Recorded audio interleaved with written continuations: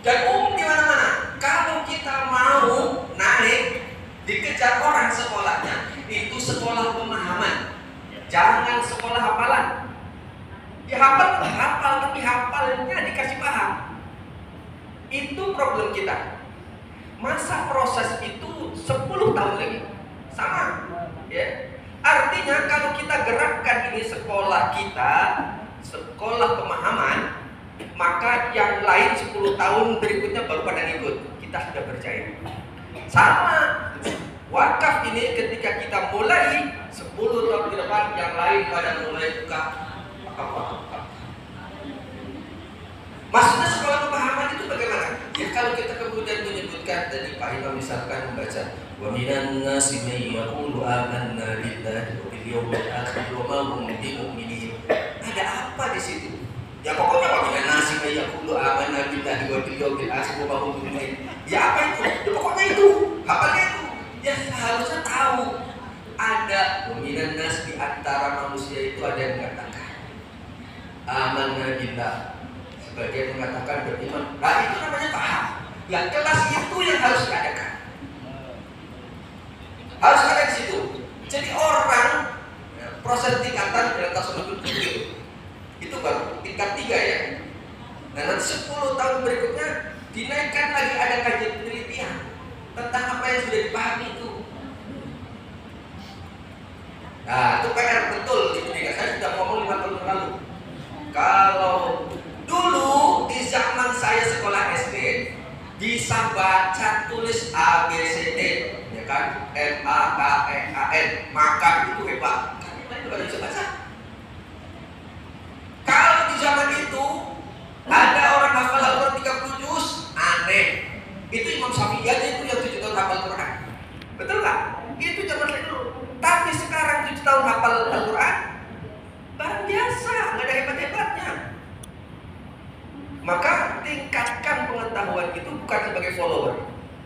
Ya, ada lembaga zakat mulai dari sini. Nah, kita ini pemikir. Ingat darah-darah kita, gen kita di Indonesia itu bukan follower. Ya, maka kembangkan yang baru. Pendidikan bikin yang baru. Kalau kemudian usaha, bikin usaha yang baru. Bukan ikut yang lain. Berpikirlah itu. Darah kita, gen kita adalah gen pemikir. Nah, paham ya?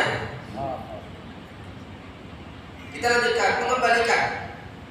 Yang kedua, untuk mengembalikan kejayaan wakaf setelah edukasi dan sosialisasi adalah pengelolaan yang profesional. Kita contohkan, kita buktikan.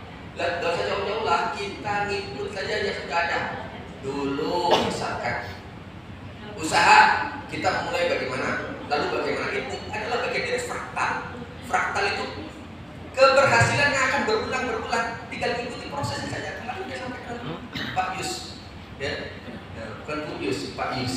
Kata Pak Yus, Pak Yusri Antoni. Ya, kita itu bangkit keberhasilan kita, tinggal ulang aja prosesnya.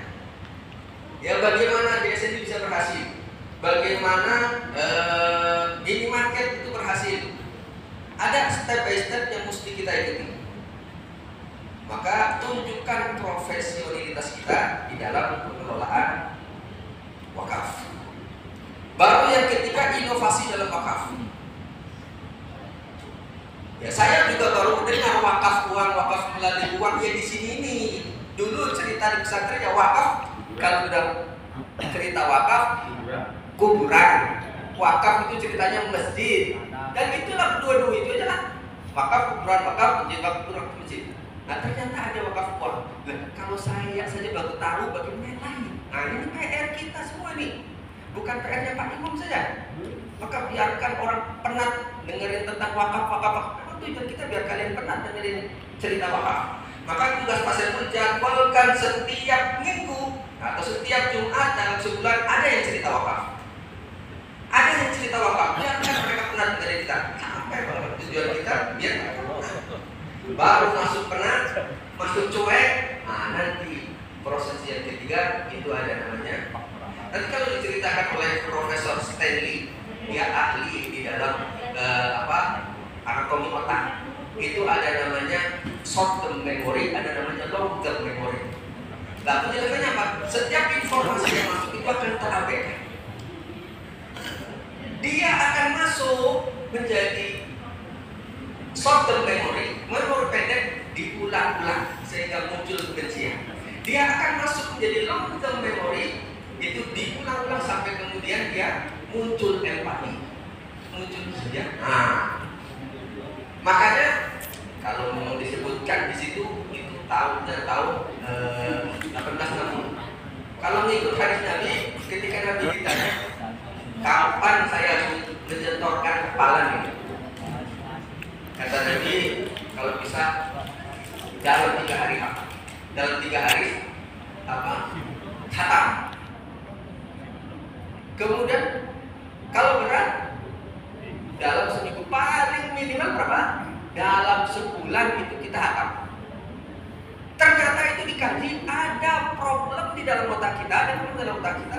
Kalau sudah lewat 30 hari, tidak ada informasi tentang itu, hilang lagi, balik lagi, tidak jadi masuk pada long term memory. Ya, ini menjadi penting dalam sebuah proses pendidikan atau sebuah proses ilmu masuk ke dalam. Kan, sudah cukup 15 menit. Demikian yang bisa kami sampaikan. Intinya terus kita bergerak buat sesuatu yang baru, ya kan? Pendidikan baik di PPA maupun di Nurul Iman, saya masih terdiam terus. Dulu ketika rapat Renstra, program terbesar pendidikan gratis, saya waktu itu masih muda, paling benci, paling marah. Nggak ada ceritanya pendidikan gratis. Tapi sekarang paling semangat bergerak untuk pendidikan gratis. Kenapa? Saya tahu ternyata bahwa